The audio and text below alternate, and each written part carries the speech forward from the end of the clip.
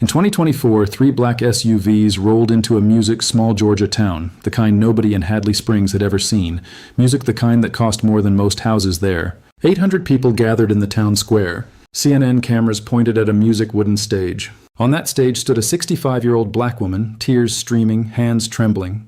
20 years earlier, she'd Music taken in three white boys nobody wanted, three brothers the whole town rejected. She raised them with nothing but love and prayers whispered in the dark. Then they were ripped away from her. She never saw them again until today. But here's Music what she didn't know. Those three boys had become some of the most powerful men in the Southeast. And what they did next made the entire town fall to its knees. But before we get to that moment, Music, we need to go way back to 2004. Music to a woman who had no idea her life was about to change forever. Hadley Springs, Georgia. Population 2,800. One gas station, one church, one grocery store that closed at 6. The kind of town where everybody knew everybody and everybody had an opinion about everybody else. Beatrice Owens lived in a 3-bedroom house her grandmother built in 1955. Wooden floors that creaked, a wraparound porch with a rocking chair, a vegetable garden out back that she tended every morning before sunrise. She was 45 years old, never married, no children, not for lack of wanting. See, Beatrice had dreamed of being a mother her whole life. But after 2 miscarriages in her 30s, she stopped trying, stopped hoping, poured all that love into Sunday school kids and stray cats and tomato plants. She worked 2 jobs, mornings at the elementary school cafeteria, weekends cleaning the county courthouse. Music took home $1,280 a month. The mortgage was $620. You do the math. Her roof had been leaking since February. She had a blue tarp over the back corner of the living room.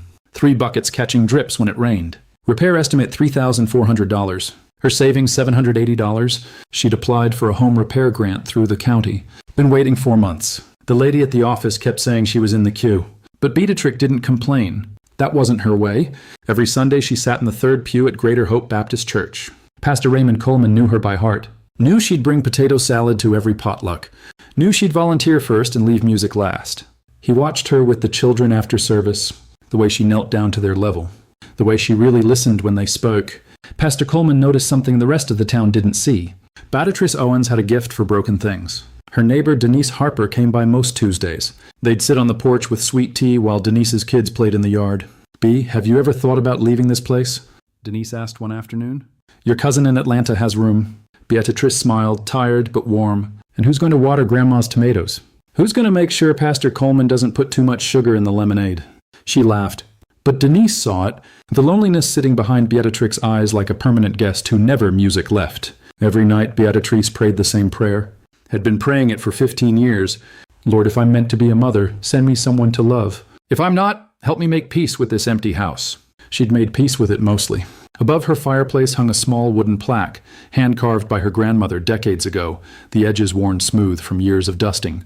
It read, "A house becomes a home when it holds someone else's pain." Beatrice had read those words 10,000 times. She was about to understand what they really meant. Now here's the thing about Hadley Springs.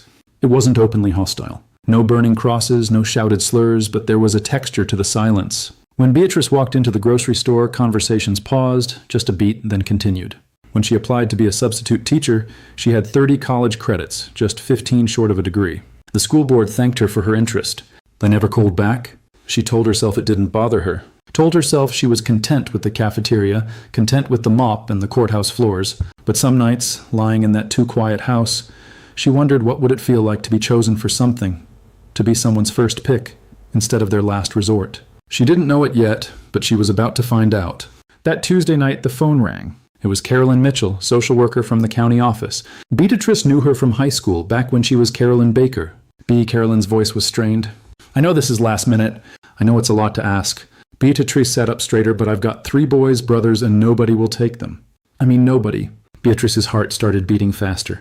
"They've been through 4 foster homes in 18 months. Caroline continued, "The last family there was an incident." "What kind of incident?" A long pause. "The kind that makes people stop asking questions and start closing doors." Beatrice looked at her grandmother's plaque on the mantel. "A house becomes a home when it holds someone else's pain." "Carolyn," she said slowly, "tell me about these boys." And what Carolyn told her next would change everything. But what Carolyn didn't say, what she couldn't say, was why these 3 boys seemed to be erased from every record that mattered. Why no relatives came forward.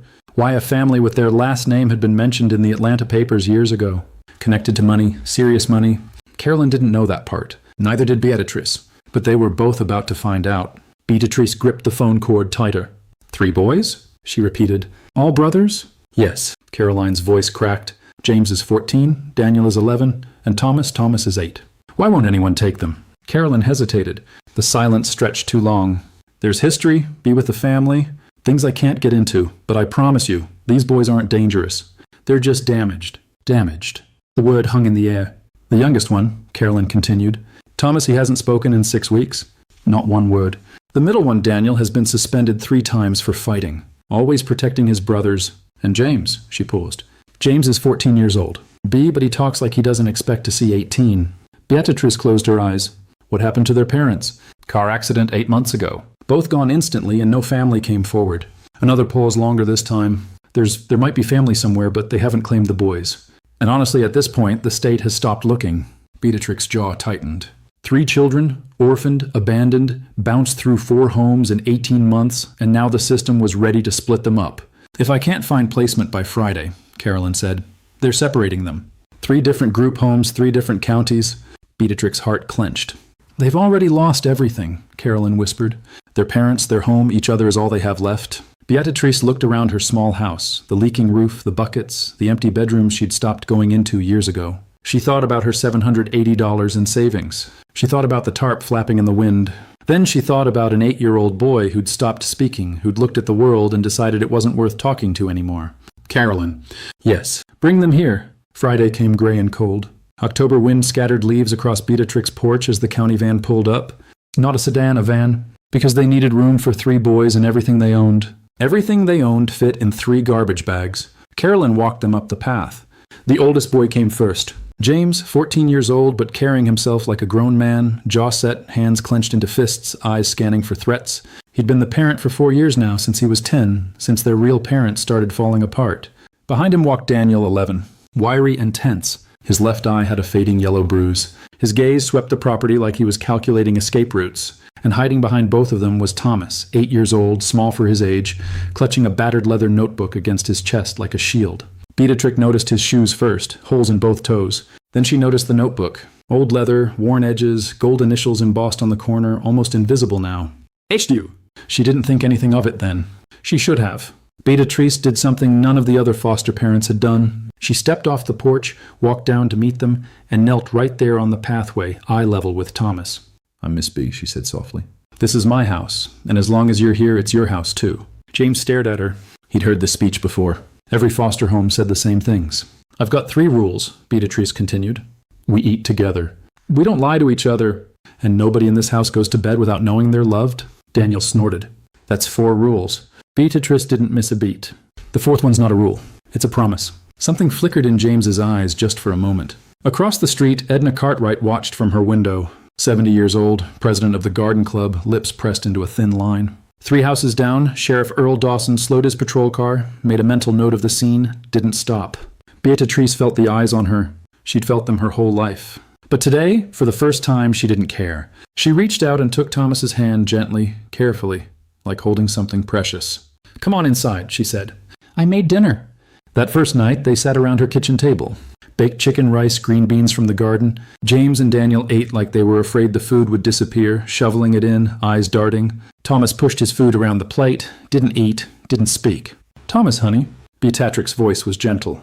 You don't have to talk, but you do have to eat. Even just a little. He looked up at her. First time he'd made eye contact with an adult in weeks. Slowly he picked up his fork, took 1 bite. Beatrice's eyes filled with tears. She blinked them away before anyone could see. But what she didn't know, what none of them knew, was that someone very powerful was already looking for these boys. And when he found them, everything would fall apart. The first 6 months were the hardest. James tested Beatrix constantly. Came home late without explanation, talked back, slammed doors, waited for her to give up like everyone else. She didn't. One Tuesday night, he stumbled in at 11 o'clock, found Beatrice sitting on the porch, plate of food in her lap, still warm. I don't know where you were, she said calmly. You're going to tell me eventually. That's one of our rules. James braced himself for the lecture. But right now, you're going to eat because that's one of my promises. He stared at her, confused. No yelling, no threats, just a plate of chicken and a woman who refused to quit. He sat down. He ate. The next Tuesday, he was home by 9. Daniel was different. His pain came out through his fists. 3 calls from the principal in 2 months. Fighting in the hallway, fighting at recess, fighting anyone who looked at his brothers wrong. Beatrice showed up every time, sat in those meetings, held his hand under the table where no one could see. "Mrs. Owens," the principal said sternly, "this behavior is unacceptable." "It's Miss Beatrice," corrected. "And I agree, but I'm curious. Has anyone asked this boy why he's fighting, or do y'all just skip to the punishment?" The principal had no answer. That weekend, Beatrice drove Daniel to the community center, signed him up for the youth boxing program. "You want to throw punches?" she told him. "Fine, but you're going to do it the right way, with gloves, with rules, with respect." Daniel found something in that ring. Control, discipline, a way to channel the rage that had been eating him alive. He came home tired instead of angry. And Thomas. Thomas didn't speak. Not for 8 weeks. Beatrice didn't push. Every night she sat beside his bed and read to him. Charlotte's Web, The Chronicles of Narnia, Where the Red Fern Grows. He listened. His eyes followed every word. Week 9. She was tucking him in. "Miss B." Her heart stopped. His voice was barely a whisper, rusty from disuse. "Yes, baby. Will you still be here in the morning?" Beatrix's eyes burned. She blinked hard. "I'll be here in the morning and the morning after that. And every morning you need me." That night, Thomas slept through without nightmares. First time since his parents died. Then January came and everything nearly fell apart. A freak ice storm hit Georgia. Worst in 20 years. Power lines down across the county. The temperature dropped to 18 degrees. Beatrix's house lost electricity at 2 a.m. She bundled the boys in every blanket she owned, gathered them in the living room, but the temperature kept dropping. That leaking roof, the tarp had frozen solid. Ice was forming on the inside of the windows. Then Thomas started coughing. At first, just a little, then more. Then he was shivering violently, his lips turning blue. Beatrix checked his forehead, burning hot and freezing cold at the same time. No car.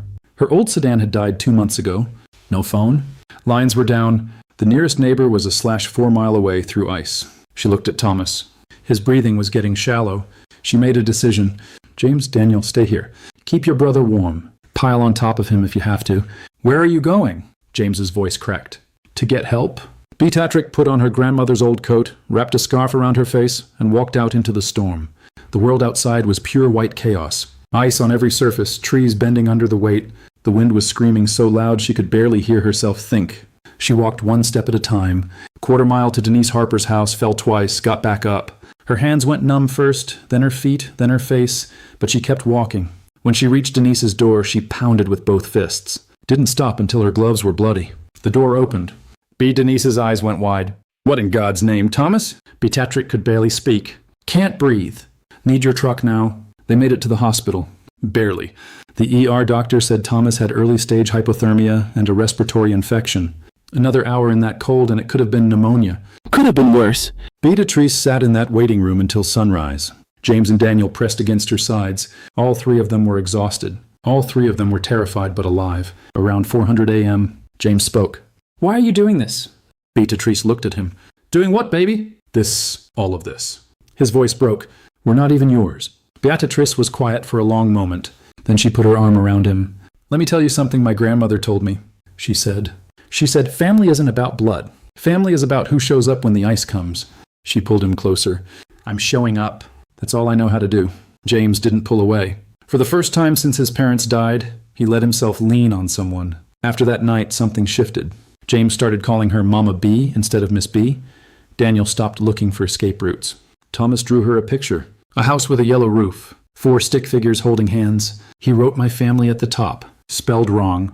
Perfect. Anyway, she hung it on the refrigerator, but not everyone in town saw it the way the boys did. Mrs. Edna Cartwright stopped Beatrix outside the grocery store one afternoon. "Beatrix, I've known you since you were a girl." Her voice was ice. "And I have to say, people are talking. 3 white boys in your house. It doesn't look right." Beatrix met her gaze, calm but still underneath. "Mrs. Cartwright, I appreciate your concern, but those boys needed a home and I had one. Now, if you'll excuse me, I've got dinner to make." She walked away, didn't look back. Her hands were shaking, but she didn't let anyone see. Word spread about the hospital run. Most people admired it, some didn't. Whispers followed Beatrix through town, at the grocery store, at church, even at the courthouse where she mopped floors. She heard them all, but she kept her head high, kept showing up for those boys, kept being their mother in every way that mattered because that's who Beatrix Owens was. And nothing, not gossip, music, not judgment, not even an ice storm was going to change that. What she didn't know was that someone else had been watching too. Someone far away. Someone powerful. Someone who had been looking for these boys for a very long time. And he was about to show up at her door. 18 months passed. 18 months of homework at the kitchen table, of Sunday dinners with too much laughter and not enough chairs, of bedtime stories and boxing practice and tomatoes ripening in the garden. The boys grew. Not just taller, stronger, whole. James smiled now. Real smiles, the kind that reached his eyes. He'd started talking about college, about maybe becoming a social worker someday, helping kids like him. Daniel won the county youth boxing championship, brought home a gold medal, and hung it on the refrigerator next to Thomas's drawing. Thomas was reading 2 grades above his level. Still quiet, but the good kind of quiet now. The kind that meant he was thinking, not hiding. Beatrice filed the paperwork for official adoption. Carolyn helped her through every step. The process was slow. Mountains of forms, background checks, home inspections, but it was happening. One Sunday evening, all 4 of them sat on the porch after dinner. The sun was setting gold and pink over the garden. Thomas was reading aloud from his leather notebook. He'd started writing his own stories in it now. Adventures about brave knights and magic kingdoms. Beatrice listened to every word. Daniel tossed a tennis ball in the air, catching it, tossing it again, relaxed. James was helping Beatrice shell peas. His hands moved automatically like he'd done it 100 times because he had. Mama B. Beatrice's heart still skipped when he called her that. Yes, baby. I just wanted to say he paused, looked down at the peas. Thank you for not giving up on us. Beatrice set down the bowl, took his hand. Baby, I could never give up on you. Not ever. The moment hung there. Perfect. Complete. None of them noticed the black car at the end of the road, but it had been there for 3 days now, watching. The next afternoon, Beatrice saw it again. Parked just past the old oak tree. Engine off. Windows tinted so dark she couldn't see inside. Not a car from Hadley Springs. Too new, too expensive, too out of place. She mentioned it to Sheriff Dawson after church. Probably just lost, he said. City folks with their GPS taking wrong turns, but the car came back. Tuesday music, Wednesday, Thursday, always the same spot, always watching. Then Friday came. Beatrice was hanging laundry in the backyard when she heard an engine. Different this time, deeper. She walked around to the front of the house. A black limousine sat in her driveway, the kind of car she'd only seen in movies, long and sleek, and completely wrong for this dusty road. The back door opened. A man stepped out, 70 years old, maybe older. Silver hair, expensive suit, the kind that cost more than her mortgage. His face was hard, cold, like someone who'd spent a lifetime giving orders and never hearing no. Behind him came a younger man, slick, carrying a leather briefcase. The older man looked at the house, at the peeling paint, at the tarp still covering part of the roof. His lip curled just slightly. Then his eyes found Beatrice. Miss Owens. That's me. My name is Harold Whitfield. He didn't offer his hand. And I'm here for my grandchildren. Beatrice felt the ground shift beneath her feet. You're what? James, Daniel, Thomas. He said the names like he was reading a list. They're my daughter's children. My blood, and I've come to take them home. The screen door creaked behind Beatrice. She turned. James stood there, face pale, eyes locked on the old man. You, James whispered. The word came out broken, jagged. You're the one she wrote letters to. You're the one who never answered. Harold's expression didn't change. That's a conversation for later? Right now we need to discuss the legalities. He nodded to the man with the briefcase. My lawyers will explain. But Beatrice didn't hear the lawyers. She was watching James, watching his hands ball into fists, watching 18 months of healing crack apart in an instant, and she knew everything was about to change. The next 3 weeks were a nightmare. Harold Whitfield wasn't just rich. He was powerful. The kind of powerful that bent laws and broke people without breaking a sweat. His lawyers came with documents, stacks of them, birth certificates, blood tests, custody petitions. They came with a simple message. Harold Whitfield was the boy's only living blood relative. He had legal music rights. Beatrice had none. She was just a foster mother, temporary, disposable. Beatrice hired a lawyer anyway, the only one she could afford, $80 an hour, fresh out of law school, up against a team from Atlanta that charged more per minute than she made in a day. She brought witnesses. Pastor Coleman, Denise Harper, the ER doctor from the ice storm night, teachers who'd watched the boys transform. None of it mattered. Harold's lawyers had one argument. Blood. And in Georgia, blood still meant everything. The judge ruled in Harold's favor. Custody transferred immediately. The morning they left, Beatrice stood on the porch, the same porch where she'd knelt 18 months ago, and promised 3 broken boys that they were home. Now she watched that home being ripped away. James came to her first, 16 years old now, tall, strong, but his eyes were 10 years old again. Lost.